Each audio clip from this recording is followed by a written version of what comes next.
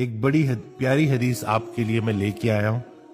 اور وہ حدیث یہ ہے کہ سیدنا عبداللہ بن عمر رضی اللہ تعالیٰ عنہ سے روایت ہے۔ وہ کہتے ہیں کہ ایک آدمی نبی کریم صلی اللہ علیہ وآلہ وسلم کے پاس آیا اور کہا کہ اے اللہ کے رسول، کون سے لوگ ہیں اللہ تعالیٰ کو زیادہ محبوب ہیں، اور کون سے اعمال اللہ تعالیٰ کو زیادہ پسند ہے؟ رسول اللہ صلی اللہ علیہ وآلہ وسلم نے فرمایا، وہ لوگ اللہ تعالیٰ کو زیادہ محبوب ہیں جو دوسرے لوگوں کے لیے زیادہ فائدہ مند ہوں، اور اللہ تعالیٰ کے ہاں سب سے زیادہ پسندیدہ اعمال یہ ہے کہ مسلمان کا اپنے بھائی کو خوش کرنا، اس سے کوئی تکلیف دور کرنا، اس کا قرض چکانا اور اسے کھانا کھلانا۔ مجھے کسی بھائی کی ضرورت پوری کرنے کے لیے اس کے ساتھ چلنا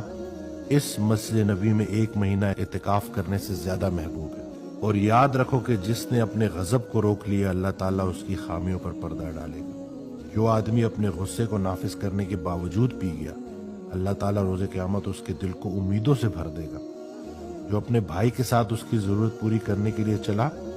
اللہ تعالیٰ